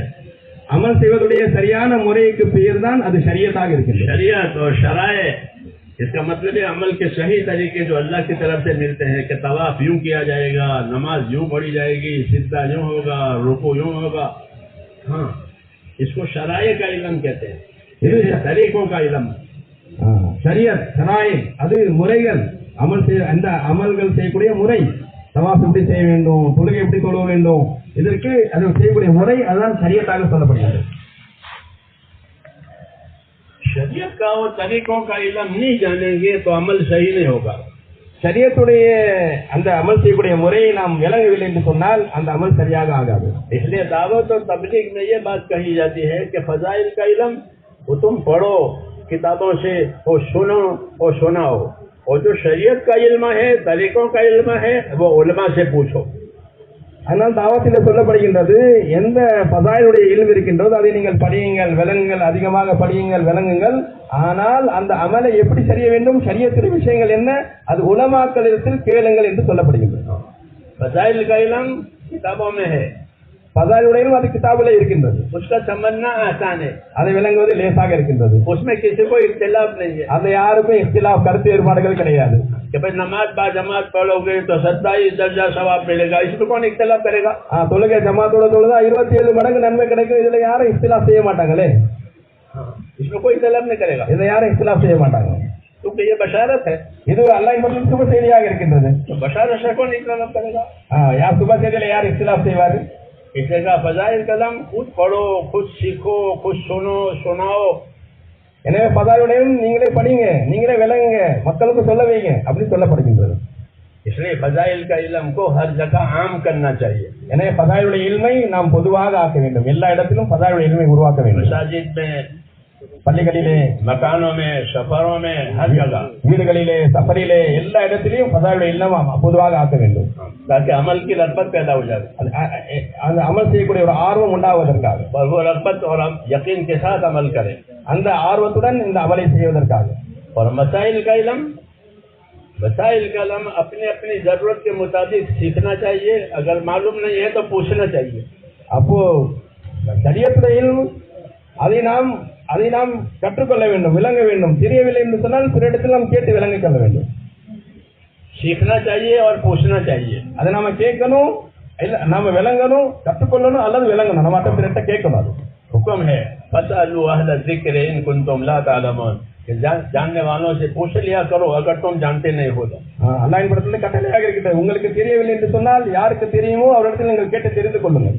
इसलिए उलमा से पूछा जाएगा, எனவே உலமாக்களிடத்தில் நாம் கேட்கணும். उसका हुक्म मालूम किया जाएगा क्या हुक्म है, இதனுடைய கடமை என்ன என்பதை நாம் உலமாக்களிடத்தில் நாம் கேட்டு தெரிந்து கொள்வோம். सही तरीके पर अमल होगा तो फजीलत मिलेगी, गलत तरीके पर अमल होगा तो फजीलत नहीं मिलेगी. சரியான முறையில் அந்த அமல் நடைபெற்றால் அதனுடைய சிறப்பு கிடைக்கும், அந்த முறை மாறி இருந்தால் அதனுடைய சிறப்பு நமக்கு கிடைக்காது. इसलिए उम्मत के जिम्मे है फजाइल का इल्म भी याद रखे और मसाइल का इल्म भी पूछे. எனவே உம்மத்தின் மீது பொறுப்பாக இருக்கின்றது ஃபதாயிலுடைய இல்மை நாம் ஞாபகம் வைக்க வேண்டும், மசாயிலுடைய உலகத்திலே உலமாக்களை கேட்க வேண்டும். ताकि कोई अमल जहालत के साथ न हो, அறியாமையில் எந்த அமலும் நாம் செய்யாமல் இருக்க வேண்டும் என்பதற்காக. इसलिए हुजूर सल्लल्लाहु अलैहि वसल्लम ने जो इल्म आप पर नाजिल हुआ आपने उसकी दावत दी है. எனவே நபி ஸல்லல்லாஹு அலைஹி வஸல்லம் அவர்கள் எந்தெந்த இல்ம் அவர்கள் மீது இறக்கி வைக்கப்பட்டதோ அதனுடைய தாவத்தை கொடுத்தார்கள். नमाज आई तो नमाज की दावत दी, தொழுகை வந்த பிறகு தொழுகையை தாவத் கொடுத்தாங்க. जिक्र आया तो जिक्र की दावत दी, ஜிக்கர் வந்த பொழுது ஜிக்கருடைய தாவத் கொடுத்தாங்க. यानी उसके फजाइल बताए, அவருடைய சிறப்புகளை எடுத்து சொன்னாங்க, उसके तरीके बताए. அவருடைய முறைகளை எடுத்து சொன்னாங்க. क्योंकि फजाइल बताने से रग़बत पैदा होती है, तरीका बताने से अमल सही होता है. ஃபதாயிலை சொல்லும் பொழுது ஆர்வம் உண்டாகும், முறையை சரியா சொல்லும் பொழுது அது அமல் பரிபூர்ணம் அடையும். इसलिए फजाइल अपनी जगह जरूरी है, मसाइल अपनी जगह जरूरी है. எனவே ஃபதாயிலும் அந்த இடத்தில் தேவைதான், மசாயிலும் அதே இடத்தில் தேவைதான். दोनों होनी चाहिए, இரண்டுமே தேவைதான். ये फजाइल से यकीन पैदा होता है कि मुझे खुदा ये देने वाला है, ஃபதாயிலை கொண்டு யகீன் உருவாகும், இதை கொண்டு அல்லாஹ் எனக்கு கொடுப்பான் என்ற யகீன் உண்டாகும். और मसाइल पर अमल करने से वो अमल सही होता है तो अल्लाह वो देंगे जो वादा किया है, गलत पर नहीं देंगे. மசாயிலுடன் அந்த அமல் செய்யப்பட்டால் அந்த அமல் சரியாக ஆகும், அந்த அமல் சரியாக ஆனால் எந்த வாக்கு இருக்கிறதோ அந்த வாக்கு பரிபூர்ணம் அடையும். मिसाल के तौर पर सिद्धा, अल्लाह को सिद्धा बहुत पसंद है. உதாரணமாக சஜ்தா செய்வது அது அல்லாஹ்வுக்கு ரொம்ப பிரியமான விஷயமாக இருக்கின்றது. बंदा सब ज्यादा करीब अल्लाह से सिद्धे की हालत में होता है. அடியான் சஜ்தாவுடைய நிலையிலே அல்லாஹ்வை மிக நெருக்கமாக இருக்கின்றான். हर सिद्धे पर एक एक दर्जा बुलंद होता है. ஒவ்வொரு சஜ்தாவிலே ஒரு அந்தஸ்து உயர்த்தப்படுது. ये सिद्धे की फजीलत है. இது சஜ்தாவுடைய சிறப்பாக இருக்கின்றது. चाहे सिद्धा तिलावत हो, சஜ்தாவுடைய சஜ்தா திலாவத்தாக இருந்தாலும் சரி, तो सिद्धे की फजीलत मालूम हो गई. இப்போ சஜ்தாவுடைய ஃபஜீலத் நமக்கு தெரிஞ்சு போச்சு. सिद्धा करने का क्या तरीका है, அவருடைய முறை என்ன, सिद्धा करने का क्या तरीका, ये मैं मिसाल देता हूँ. आप हजरात को मालूम है मगर मुझे मिसाल देनी है. உங்களுக்கு எல்லாம் தெரியதான், ஒரு உதாரணத்துக்காக உங்கள்கிட்ட சொல்றேன்னு சொல்லி ये சொல்றாங்க. सिद्धा करने का क्या तरीका है. சஜ்தா செய்வதே முறை என்ன, फरमाया मुझे अल्लाह ने 7 आज़ा पर सिद्धा करने का हुक्म दिया है. சொல்லப்பட்டது 7 அவயங்களின் மீது சஜ்தா செய்வதற்கு கட்டளையிடப்பட்டிருக்கின்றது. हदीस शरीफ में இந்த ஹதீஸ்ல வந்திருக்கின்றது कि मुझको मेरे परवरदिगार ने 7 आज़ा पर सिद्धा करने का हुक्म दिया है. என்னுடைய ரப்பு 7 அவயங்களின் மீது சஜ்தா செய்வதற்கு எனக்கு கட்டளையிட்டிருக்கின்றான் என்று ஹதீஸ்ல வந்திருக்கின்றது. ये सिद्धा की शरीयत आई, ये सिद्धे का तरीका आया. இது சஜ்தாவுடைய ஷரியத், இது சஜ்தாவுடைய முறையாக இருக்கின்றது. वो सिद्धे की फजीलत आई कि दर्जा बुलंद करेंगे. ये सिद्धे की शरीयत आई, सिद्धे का तरीका आया कि मुझको मेरे परवरदिगार ने 7 आज़ा पर सिद्धा करने का हुक्म दिया है. அதிலே சொல்லப்பட்டது அது ஃபஜீலத், ஒரு சஜ்தா செய்தால் ஒரு அந்தஸ்து உயரும். இங்க சொல்லப்பட்டது அந்த சஜ்தாவுடைய முறை ஷரியத், அவை 7 அவயங்களில் இருந்து சஜ்தா செய்ய வேண்டும் என்ற வழிமுறை ஷரியத் சொல்லப்பட்டிருக்கின்றது. 7 आज़ा पर सिद्धा होगा तो वो सिद्धा सही होगा. 7 அவயங்களின் மூலமாக சஜ்தா நிறைவேற்றப்பட்டால் அந்த சஜ்தா பரிபூர்ணம் அடையும். 2 कदम, 2 घुटने, 2 हाथ और चेहरा, ये 7 हो गए नहीं हो गए. 2 கால், 2 முட்டி, 2 கை, முகம், இந்த 7 விஷயங்கள் ஆச்சா இல்லையான்னு கேட்கிறாங்க. ये 7 आज़ा पर सिद्धा करने का मुझे हुक्म दिया, सिद्धे की शरीयत आई. இது 7 அவயங்களின் மீது சஜ்தா செய்ய வேண்டும், இது சஜ்தாவுடைய ஷரியத்தாக இருக்கிறது. वो सिद्धे की फजीलत है. அது சஜ்தாவுடைய ஃபஜீலத்தாக இருக்கின்றது. इन दोनों का जानना जरूरी है. இந்த இரண்டையும் அறிந்து கொள்வது அவசியமாக இருக்கிறது. सिद्धे की फजीलत जानेंगे तो अपने सिद्धे की कीमत समझेगा. சஜ்தாவுடைய ஃபஜீலத்தை விளங்கினால் அந்த சஜ்தாவுடைய கண்ணியம் நம்ம உள்ளத்திலே வரும். सिद्धे की शरीयत जानेगा तो अपने सिद्धे का तरीका सही होगा. சஜ்தாவுடைய ஷரியத்தை விளங்கினால் அந்த சஜ்தா செய்யக்கூடிய முறை சரியாகும். ये गरज है इल्म की, இது இல்முடைய நோக்கமாக இருக்கின்றது. रसूल सल्लल्लाहु अलैहि वसल्लम पर ये उलूम नाजिल हुए हैं, आपने इन उलूम के लोगों को दावत दी है. ரசூல் ஸல்லல்லாஹு அலைஹி வஸல்லம் அவர்கள் இந்த இல்ம் இறக்கி வைக்கப்பட்டது. இதனுடைய தாவத்தை ரசூலுல்லாஹி ஸல்லல்லாஹு அலைஹி வஸல்லம் அவர்கள் மக்களுக்கு கொடுத்தார்கள். और दावत देने का क्या मतलब है, தாவத் கொடுப்பதன் நோக்கம் என்ன? एक तो दावत के माने इरशाद के हैं. தாவத்துடைய ஒரு அர்த்தம் என்னன்னு சொன்னா அதை பரப்புவது. कि भाई इसको शाये कर दो, फैला दो, जैसे आज हो रहा है. முன்ன இருக்கிறது அதை பரப்புறது. இப்ப பொதுவான ஒரு பழக்கமா இருக்கிறது இது மக்கள் ரத்த பரப்புவது. कि मैं यहाँ बोलूंगा और सारी दुनिया में पहुंच जाएगी. நான் இங்க பேசுவேன், முழு உலகத்துல இந்த நியூஸ் போய் சேர்ந்துடும். ये रिवाजी बात है. இது சடங்கு ஒரு ஒரு முறையாக இருக்கின்றது. ये रिवाज है. मुस्लिम भी करेगा, काश्मीर भी करेगा, सब करेंगे. இது மக்கள் முஸ்லிம்களும் செய்வாங்க, முஸ்லிம் இல்லாதவங்களும் செய்வாங்க. இது कि इरशाद के असबाब पैदा हो गए हैं, तो इरशाद के जरिए से हर एक की चीज फैल जाएगी. பரப்பதுடைய ஒரு அஸ்பாபுகள் உருவாயிடுச்சு. அதன் காரணமாக அந்த விஷயம் உலகத்தை பரவிவிடும். दावत की गरज सिर्फ इरशाद नहीं होती. தாவத்துடைய நோக்கம் என்பது வெறும் பரப்புவது மட்டும் கிடையாது. इसको समझना है कि दावत की क्या गरज है. இதை நாம விளங்கணும். தாவத்துடைய நோக்கம் என்ன? दावत की गरज ये है कि जो चीज लोगों में चलानी है पहले उसकी तलब पैदा कराओ. தாவத்துடைய நோக்கம் என்னன்னு சொல்லி சொன்னா, எந்த விஷயத்தை மக்களிடத்தில் நாம் நாடுகின்றோமோ அதனுடைய தேட்டத்தை மக்களிடத்தில் உருவாக்க வேண்டும். अगर वो अमल है तो अमल करने पर क्या मिलेगा, अमल छोड़ने पर क्या होगा, इसका यकीन पैदा कराओ. இந்த அமல் செய்தால் அல்லாஹ்வின் புறத்தில் என்ன கிடைக்கும், இந்த அமலை விட்டால் அல்லாஹ்வின் புறத்தில் என்ன வேதனை கிடைக்கும், இதனுடைய இல்மை யக்கீனை உள்ளத்திலே உருவாக்குவதாக இருக்கும். दावत की मेहनत से अमलों वाला यकीन पैदा होता है. தாவத்துடைய உழைப்பின் காரணமாக அமல் செய்வதுடைய ஆர்வம் உண்டாகும். कि एक नमाज छोड़ दी है तो इतना अजाब है. ஒரு தொழுகையை விட்டுவிட்டால் இவ்வளவு பெரிய வேதனை இருக்கின்றது என்ற. नमाज छोड़ने पर एक हुक्बा अजाब है. ஒரு தொழுகை விட்டால் ஒரு ஹுக்குமுடைய வேதனை இருக்கின்றது. हुक्बा हजारों साल का होता है. ஹுக்குமா என்பது 1000 வருஷங்களுடைய ஒரு வேதனையாக இருக்கின்றது. ये वईद है. இது அல்லாஹ்வின் புறத்தில் ஒரு எச்சரிக்கையாக இருக்கின்றது. तो जब ईमान वाला सुनेगा तो डर जाएगा. ईमानदार इதை கேட்டா அவருக்கு பயம் உண்டாகும். और डर करके वो अपनी नमाजों को नहीं छोड़ेगा. அந்த பயத்தின் காரணமாக அவர் தொழுகையை விட மாட்டார். इसलिए रगबत और रहबत के साथ दीन को जिंदगियों में लाना ये गरज है दावत की. தாவத்துடைய நோக்கம் என்பது ஆர்வம், பயம், இந்த இரண்டுடன் நம்முடைய வாழ்க்கையிலே அமல் வர வேண்டும். रगबत भी दिलाओ, खौफ भी दिलाओ. ஆர்வத்தையும் உண்டாக்கணும், அவங்களுடைய பயத்தையும் உண்டாக்கணும். ये दावत कर ताकि उस काम की तलब पैदा हो जाए. அந்த அமலுடைய ஆர்வம் உண்டாவதற்காக வேண்டும். अंबिया किराम तो अगर खाली फैलाना होता तो कोई मुश्किल नहीं पे होती. நபிமார்களுக்காக வேண்டி பரப்புவது மட்டும் நோக்கமாக இருந்தால் அது ஒரு பெரிய கஷ்டமான வேலையாக இருந்திருக்காது. एक रेडियो स्टेशन मक्के में हो जाता, सारी दुनिया में बात पहुंच जाती. ஒரு ரேடியோ ஸ்டேஷன் மக்கால ஏற்படுத்திட்டா முழு உலகத்துல நியூஸ் போய் சேர்ந்திருக்கும். हो सकता है ना. एक रेडियो स्टेशन से पूरी दुनिया में बात पहुंच जाएगी. நாங்க ஒரு ஆண்டனா போட்டா முழு உலகத்துல போய் நியூஸ் சேர்ந்து முடியுமா முடியாதா இது? लेकिन निशात मकसूद नहीं है. அப்போ பரப்புவது மட்டும் நோக்கம் இல்லை, बल्कि अंदर तलब पैदा हो जाए. மாறாக ஒரு தேட்டத்தை உருவாக்குவது அவசியம். जिम्मेदारी का एहसास पैदा हो जाए. நம்முடைய பொறுப்புணர்வு உண்டாகணும். और फिर उस अमल का तरीका ले, उस अमल को सीखे. பிறகு அந்த அமலுடைய முறையை விளங்கி அதை கற்றுக்கொள்ள வேண்டும். इसलिए अंबिया किराम पर मुश्किलात आई. இதனால்தான் நபிமார்கள் மீது சிரமங்கள் வந்தது. वो ये तरीका राइज करना चाहते थे कि लोग रहमत वाले बने, लोग रहमत वाले बने, खौफ वाले बने, अल्लाह को सामने और इखलास को सामने रखकर काम करने वाले बने. நபிமார்கள் விரும்பினார்கள் அவர்கள் அல்லாஹ்வை பயப்படக்கூடியவர்களாக, அமல் செய்வதை ஆர்வமுடையவர்களாக மாற வேண்டும் என்பதற்காகவே தாவத்தை கொடுத்தார்கள் நபிமார்கள். अपने दीन की तलब उनके अंदर पैदा हो जावे. दीनुடைய ஒரு आर्वம் அவர்களை உருவாக வேண்டும் என்பதற்காக. इनके छोड़ने की हिम्मत न हो, दीन छोड़ने की हिम्मत न हो. அதை விடுவதற்கான தைரியம் உள்ளத்தில் உண்டாகக்கூடாது. अबू बकर फरमाते हैं अयन कुसद्दीन वाना हय्युन, कि मैं दीन में नुकसान आवे और मैं जिंदा रहूं, मेरी जिंदगी से क्या फायदा है. அபூபக்கர் சித்திக் ரலியல்லாஹு அன்ஹு சொன்னாங்க, நான் உயிரோடு இருக்கிறேன், தீன்ல ஒரு குறை வருது அப்படின்னு சொல்லி சொன்னா நான் என்னுடைய வாழ்க்கைக்கு ஒரு அர்த்தமே இல்லாம போயிடும் சொல்லி அவங்க அது பேர கவலைப்பட்டாங்க. ये मिजाज बनाया गया. இந்த ஒரு சுபாவம் உருவாக்கப்பட்டது. दीन का कोई नुकसान बर्दाश्त नहीं होगा. அதனுடைய எந்த ஒரு நஷ்டமும் அது சகித்துக் கொள்ள முடியாத ஒரு நிலைமை உருவாக்கப்பட்டது. उसी का नाम दावत है कि दावत के जरिए से उम्मत में तलब पैदा हो जाए. இதுக்கு பேர் தான் தாவத். தாவத்தின் மூலமாக உம்மத்திலே ஒரு ஆர்வம் உண்டாகிட வேண்டும், खौफ पैदा हो जाए, ஒரு பயம் உண்டாகிட வேண்டும், ताकि जिम्मेदारियां पूरी करें, அல்லாஹ்வுடைய கடமைகளை நிறைவேற்றுவதற்காக வேண்டும். हर आदमी अमानतदारी से काम करे. ஒவ்வொரு மனிதனும் பொறுப்புணர்வுடன் வேலை செய்ய, அமானிதத்துடன் வேலை செய்ய வேண்டும். आखिरत सामने रहे, ஆக்கிரத்திற்காக முன்வைத்து வேலை செய்ய வேண்டும். ये मकसद है. இதுதான் நோக்கமாக இருக்கின்றது.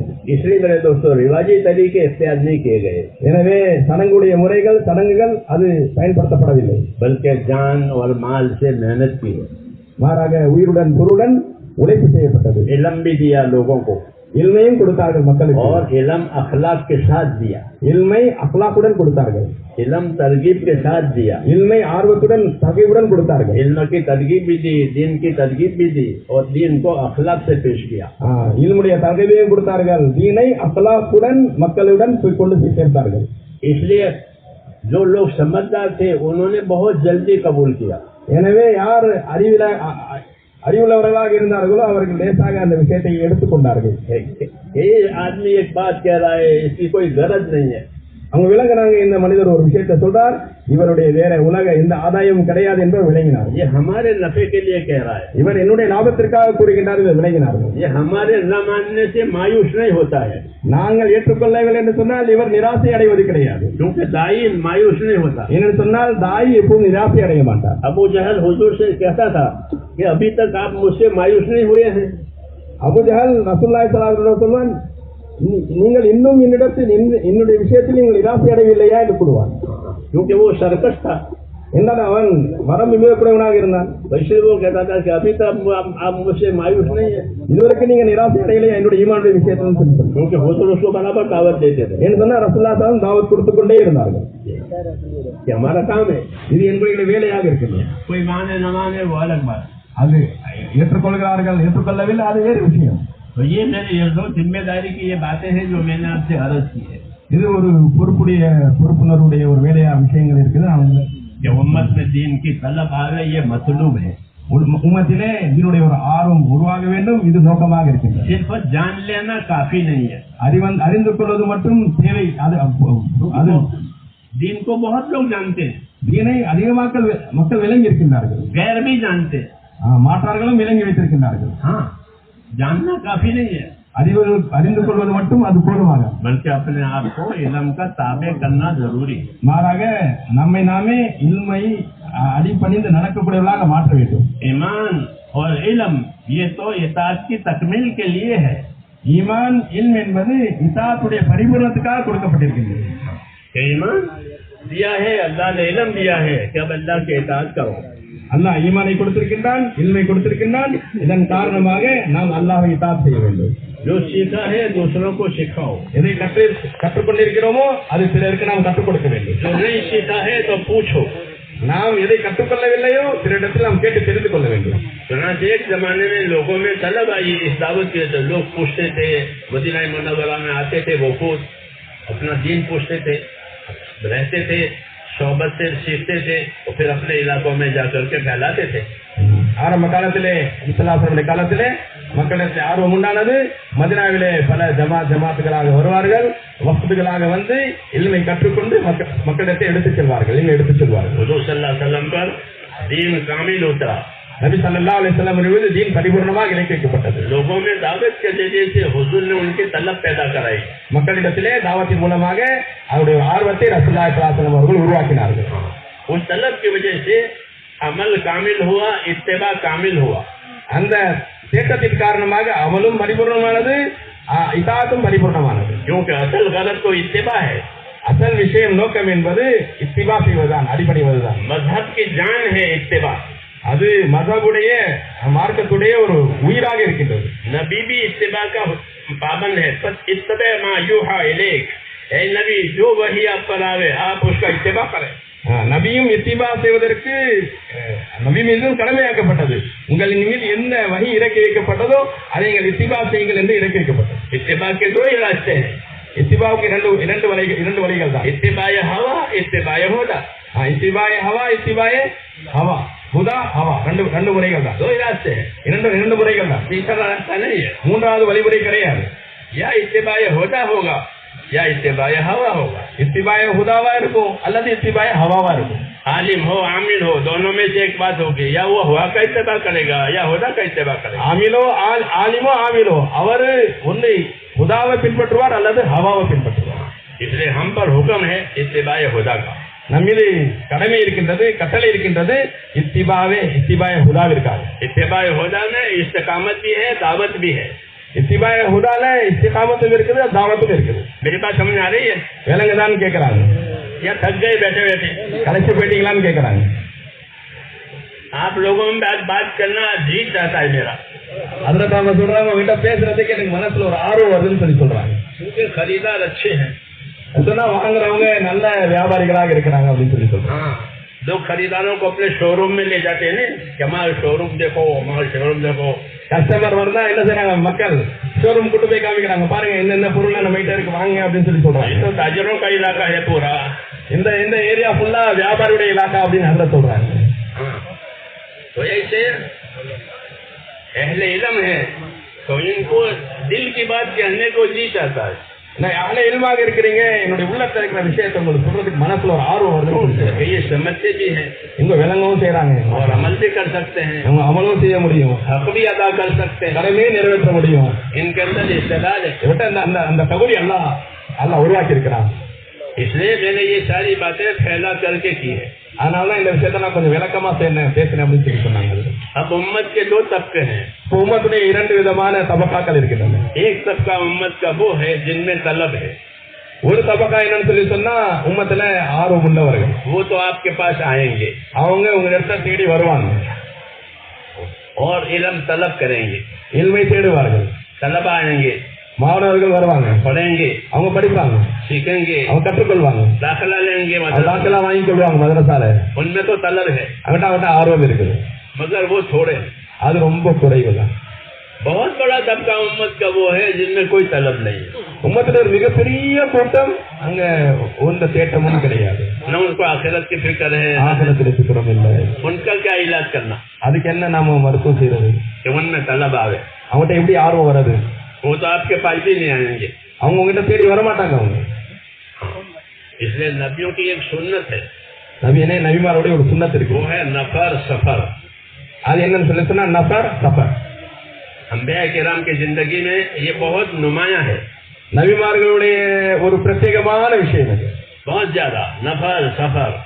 நஃபர் சஃபர் அதிகமா இருந்துச்சு. सहाबा किराम हुजूर के बारे में फरमाते थे कि लैसत लहू राहा। ரசூலுல்லாஹி ஸல்லல்லாஹு அலைஹி வஸல்லம் சஹாபாக்களை பத்தி சொன்ன லைஸத் லஹு ராஹாத்தி கிடையாது. क्यों? क्या आप हरकत में है? ஏன்னு சொல்லி சொன்னா இப்போ हरकतலயே இருந்தாங்க. जो तलब वाले आते थे उनको तालीम देते थे, जिनमें तलब नहीं है उनके पास जाकर दावत देते थे, या आदमी को अपनियों को भेजकर उनको उन तक बात पहुंचाते थे, उनको तैयार करते थे। வரக்கூடிய இல்மை தேடி வரவங்க தாலீமை கொடுப்பாங்க, வராதவங்கிட்ட போய் தாவத் கொடுப்பாங்க. யார் வராத எங்க போய் சேர முடியாதோ அங்க தாவத் கொடுத்து அனுப்புவாங்க, மற்றவங்களை அனுப்புவாங்க. तलब वाले भी आते थे, கேட்ட முடியல உடைக்குள்ளதான் இருந்தாங்க. अनस इब्न मालिक फरमाते थे कि मैंने रसूल सल्लल्लाहु अलैहि वसल्लम को देखा है कि आपके पेट पर पत्थर बंधे हुए हैं और असहाबे सुफ़ा को कुरान की तालीम दे रहे हैं।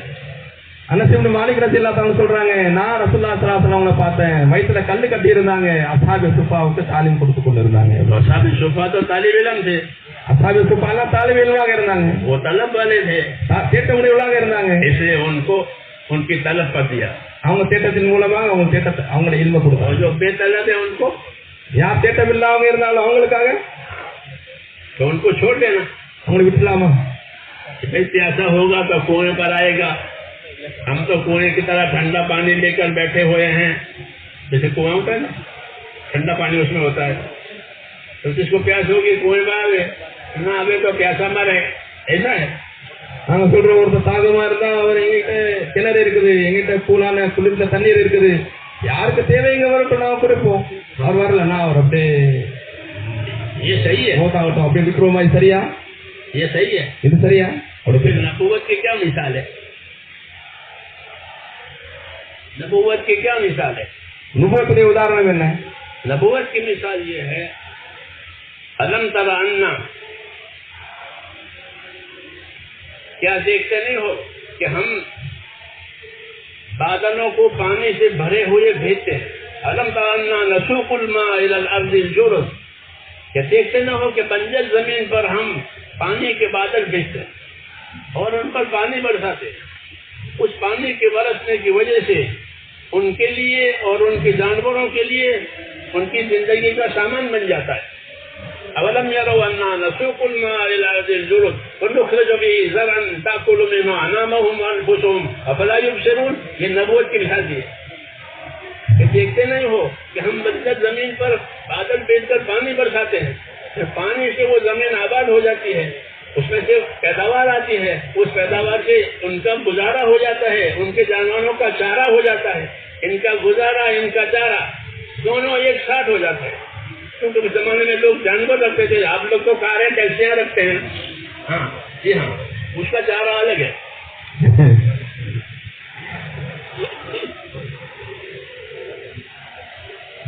நுபுவத்துக்கு உதாரணம் என்ன? அல்லாஹ் கூறுகின்றான், நீங்கள் அவர்கள் பார்க்கவில்லையா, நாம் வானத்திலிருந்து மழையை பொழிய செய்கின்றோம் வறண்ட பூமியின் மீது.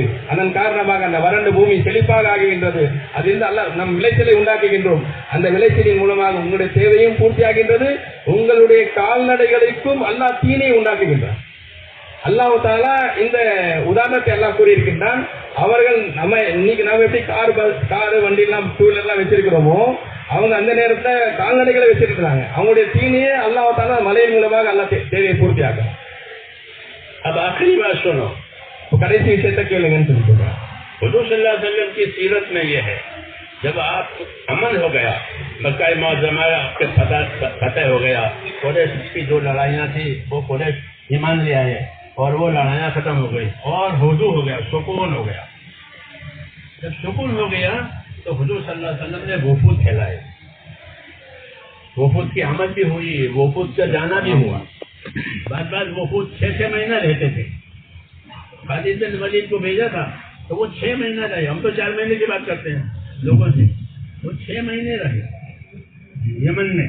हाँ, तालीम तबलीग के लिए, लड़ाई जंग नहीं हुई, तालीम तबलीग हुई है। 6 महीने रहे। जब 6 महीने हुए तो उनको बुलाया वापस और हज़रत अली को भेजा। फिर नबी गए, फिर दादा ने उनको फिर समझाया। तो वो इलाका हमदान का था, यमन का, हमने भी देखा, वो सारे के सारे ईमान वाले हो गए। ये होता था। जब हुजू हो गया, सुकून हो गया तो वो फूट फैलाए गए ताकि वो बुनियादी तालीम लोगों को दे, ये अकायद सही करे, अमल सही करे, आखिरत की तरफ मुतवज्जह करे। और मस्जिद समझने के लिए मदीना आए, उनको दावत दी जाती है कि मदीने आओ, तो यहाँ सीखो, यहाँ समझो। और मदीना वालों को वसीयत फरमाई थी कि मेरे बाद लोग आएंगे तो तुम उनका ख्याल रखना, मेरी वसीयत कबूल करो। ஒரு முக்கியமான கடைசியான விஷயம் ஹஜ்ரத் அவங்க சொல்றாங்க, எப்போ ஃபத்தே மக்காவுக்கு பிறகு ஒரு அமன், ஒரு நிம்மதியான ஒரு சூழ்நிலை, குறைஷிகளுக்கு மத்தியில் இருந்த அந்த குரோதம், விரோதம், சண்டை எல்லாம் முடிஞ்சு போய் ஒரு நிம்மதியான சூழ்நிலை உருவாச்சோ, அப்போ ரசூலுல்லாஹி ஸல்லல்லாஹு அலைஹி வஸல்லம் அவர்கள் பல வஃப்துகளை அனுப்பி வச்சாங்க. பல வஃப்துகள் ஈமானை கற்றுக்கொள்வதற்காக, ஷரியத்தை கற்றுக்கொள்ள அங்க வரவும் செஞ்சாங்க. பல வஃப்துகளை ரசூலுல்லாஹி ஸல்லல்லாஹு அலைஹி வஸல்லம் அனுப்பவும் செஞ்சாங்க. அதுல ஒரு வஃப்து தான் யமனுக்காக ஹம்தான் இடத்துல அது ரசூலை கரீம் ஸல்லல்லாஹு அலைஹி வஸல்லம் அவர்கள் காலித் பின் வலீத் ரலியல்லாஹு தஆலா அனுப்பி வச்சாங்க. சொல்றாங்க, அவங்க போர் செய்யறதுக்காக போகல, அங்க ஒரு சண்டை எதுவும் நடக்கல, மாறாக தாலீம் தர்பியத்துக்காக அனுப்புனாங்க. எத்தனை நாளுக்காக அனுப்புனாங்க? அது அவங்க சொல்றாங்க, நாங்க 4 மாசம் தான் கேட்கிறோம். அவங்க 6 மாசத்துக்கு அங்க போய் இருந்தாங்கன்னு சொல்லி சொல்றாங்க. 6 மாசம் அங்க போய் அவங்க போய் போர் செய்யல, மாறாக அவங்களுக்கு சரியத்தை விளக்குனாங்க, தர்பியத் செஞ்சாங்க. பிறகு அவங்க வந்த பிறகு அலி ரலியல்லாஹு தஆலா திரும்பி அதே இடத்துல வஃப்த் அனுப்புனாங்க. அந்த ஹம்தான் என்றதுக்கு அதுக்கும் போயிருந்தாங்கன்னு சொல்லி சொல்றாங்க. इसलिए आज भी अल्लाह ताला ने एक माहौल पैदा कर दिया है, सुकून हो गया है। सीखने वाले सीखना भी चाहते हैं, जी हाँ, और कबूल करने वाले बात कबूल भी करते हैं। तो ऐसे वक्त को गनीमत समझ करके हम उनकी तरफ मुतवज्जे हो, क्योंकि वो मुतवज्जे हैं। अल्हम्दुलिल्लाह उम्मत को अल्लाह ने मुतवज्जे किया है। जब उम्मत मुतवज्जे है तो हम उनका इस्तेमाल करें। इसलिए हमारे बुजुर्गों की ये राय है कि ऐसे जमाने में जमाते बना कर फैलाओ। இப்போ அதே போல ஒரு சூழ்நிலை நாங்க இருக்கிறோம். ஒரு அமைதியான ஒரு சூழ்நிலை, மக்களிடத்துல ஈமானையும் ஆமானையும் கற்றுக்கொள்ளக்கூடிய ஒரு ஆர்வம் இருக்குது. மக்கள்லாம் நம்மளை முன்னோக்கி இருக்கிறாங்க. நம்ம கிட்ட அல்லாஹ் தஆலா அந்த சலாக்கியங்கள் எல்லாம் கொடுத்திருக்கிறான். இந்த நேரத்துல நம்ம மீது பெரியார்களுடைய அபிப்பிராயமாக இருக்கிறது, மக்களிடத்துல ஒரு தேட்டம், அதை எடுத்து நடக்கக்கூடிய ஒரு ஆர்வத்தை அல்லாஹ் தஆலா உண்டாக்கி இருக்கிறான். இந்த நேரத்துல எங்க மேல பொறுப்பாக இருக்கிறது, அவங்கள்ட்ட ஜமாத்தாக ஆக்கி நாம அனுப்பி பொதுமக்களிடத்துல அந்த தேட்டத்துக்கு தேவையான நம்ம தேவைகளை நாம் பூர்த்தியாக மாறணும். पहले इल्म हजरत से हमारी एक दरखास्त होती है, இல்முடையவர்களிடத்துல என்னுடைய ஒரே ஒரு தர்காஸ்த் இருக்கும் அப்படின்னு சொல்லி சொல்றோம். अहले इल्म के 2 दर्जे हैं। அஹ்லே இல்முடைய 2 அந்தஸ்துகள் இருக்குது. एक अहले इल्म का वो हजरात है जो मरजा है, ஒரு அகலைகளுடைய ஒரு அவங்களுடைய அந்தஸ்து என்ன, அவங்ககிட்ட தான் எல்லாம் இந்த விஷயங்கள் நாம் கேட்கப்படும், அவங்ககிட்ட கேட்டு நடத்தாக்கப்படும். उम्मत के लिए मर्जा है, उम्मत अपने मसाइल उनकी तरफ पेश करती है, वो मसाइल का हल बताते हैं, वो उम्मत का मर्जा बने हुए हैं. அவங்க உம்மத்துடைய மர்ஜா, எந்த உம்மத்துடைய மசாயல்கள் பிரச்சனைகள் தேவைகள் இருந்தாலும் அவங்க அந்த உலமாக்கள்கிட்ட போவாங்க, அந்த தீர்வு அந்த உலமாக்கள் சொல்லுவாங்க. एक अहले इल्म का वो तबका है जो अहले खिदमत कहलाता है. அனைவருடைய இரண்டாவது தபக்கா யார் சொல்லி சொன்னா அவங்க அஹ்லே खिदमत, பணிவிடை செய்யக்கூடிய मुख्तलिफ खिदमतों में मशगूल है, பல விதமான खिदमतகள் செய்துட்டு இருக்காங்க. मदरसे में है, மதரசால இருக்கிறாங்க, मस्जिद में है, பள்ளிவாசல்ல இருக்கிறாங்க, तस्नीफ तालीफ में है, दूसरे इस्लाही रिफाई எத்தனையோ தீனுடைய விஷயங்கள் செய்யறாங்க. ये अहले खिदमत कहलाते हैं. இவங்க அஹ்லே खिदमताக இருக்கிறாங்க. तो जो मर्जा हैं उनसे ताईद चाहिए जाती है. யார் அஹ்லே மர்ஜாவாக இருக்கிறாங்களோ அவரிடத்திலிருந்து ஒரு ஆதரவு விரும்பப்படுகிறது. मौलाना नजला साहब रहमतुल्लाह के ज़माने में मुफ्ती किफ़ायतुल्लाह साहब थे, हज़रत मदनी रहमतुल्लाह अलैह थे, हज़रत लाहौरी थे, ये मर्जा थे उम्मत के, उम्मत उनके साथ रुजू करती. तो मौलाना नजला साहब उनसे ताईद चाहते थे कि आप हज़रत ताईद करें कि ये काम सही है, ये काम होना चाहिए. उनसे ताईद चाहिए, लेकिन उनकी ताईद हो जाएगी तो लोगों के ज़हन साफ हो जाएंगे. ஹஜ்ரத் மௌலானா இலியாஸ் சாஹிப் ரஹ்மத்துல்லாஹி காலத்துல பனே முஃப்தி சாஹிப் கிஃபாயத்துல்லா சாஹிப் ரஹ்மத்துல்லாஹி இருந்தாங்க, மதனி ரஹ்மத்துல்லாஹி இருந்தாங்க, லாஹோரி ரஹ்மத்துல்லாஹி இருந்தாங்க. அந்த நேரத்துல இலியாஸ் சாஹிப் ரஹ்மத்துல்லாஹி அவங்ககிட்ட ஆதரவு மட்டும் கேட்டாங்க.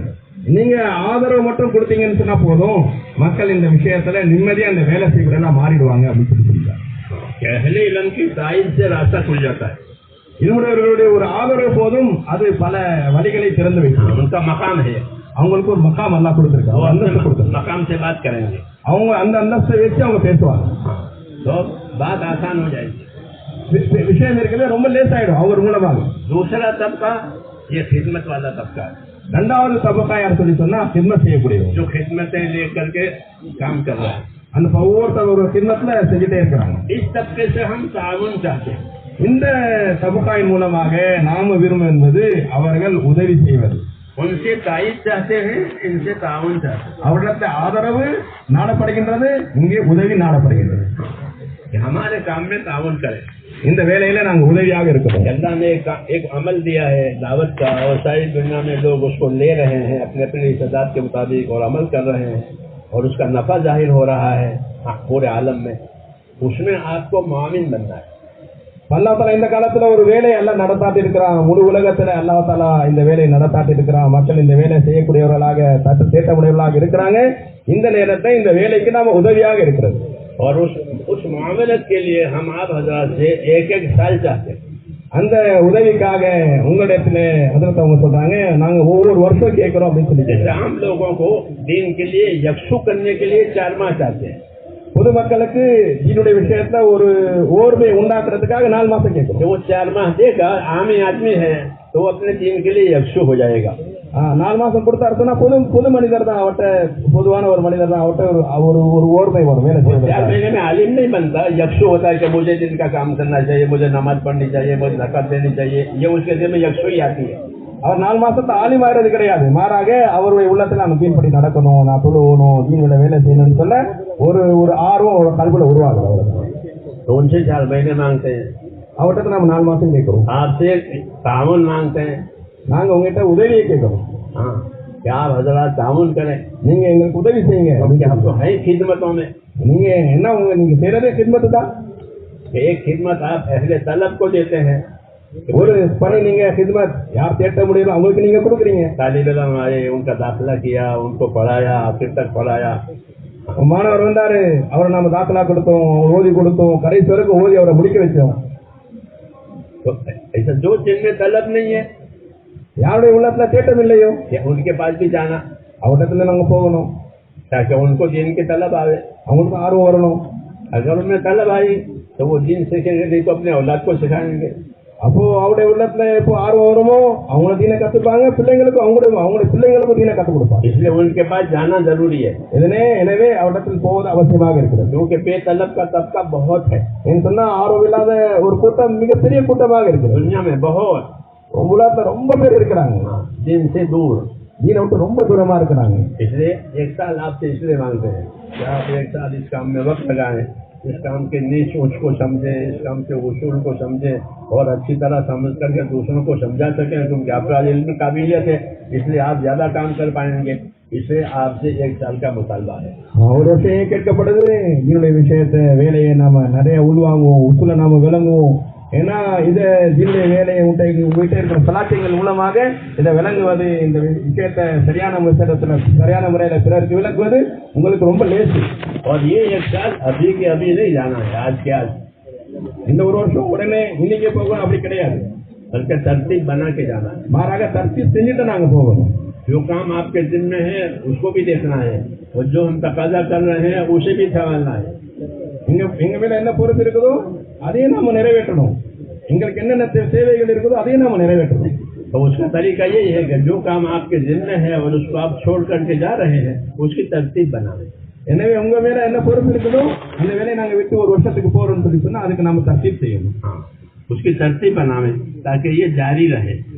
இந்த வேலை நடந்து கொண்டே இருக்கணும், நாங்க என்ன பண்ணி இருக்கிறோம் அந்த பணி நிக்க கூடாது, நாங்க தர்த்தீப் செய்யணும்। और एक नया काम शुरू हो जाए, ஒரு புதிய வேலை ஆரம்பமாயிடும்। तो इससे काम में तरक्की और तादिया होगी। இதன் காரணமாக வேலையில ஒரு முன்னேற்றமும் இருக்கும், அது அடுத்த போய் சேர்றதுக்கு ஒரு காரணமாக இருக்கும்। इसलिए आज के आज साल में नहीं जाना है, எனவே இன்னைக்கே நாங்க வருஷத்துக்கு போக வேண்டிய அவசியம் இல்லை, तरतीब बना करके जाना है। தர்த்தீப் செஞ்சுட்டு நாங்க போகணும்। चाहे महीने बने, 2 महीने बने, 6 महीने में बने, लेकिन एक फैसला करना है कि मुझे साल देना है। ஒரு மாசத்திலேயோ 2 மாசத்திலேயோ 6 மாசத்திலேயோ எவ்வளவு ஆனா நான் போய் ஆகணும் என்ற ஒரு விஷயத்தை நாங்க முடிவு செய்யணும்। आप बताएं कि साल देने के लिए कौन तैयार है? இப்ப சொல்லுங்க, இன்ஷா அல்லாஹ் வருஷத்துக்காக யார் யார் தயாரா இருக்கிறாங்கன்னு சொல்லி சொல்லுங்க। वो बाद में एक एक चीज अलग अलग ली जाती है। சொல்லுங்க வருஷத்துக்காக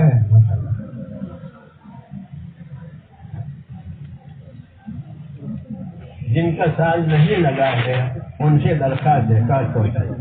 யார் இன்னும்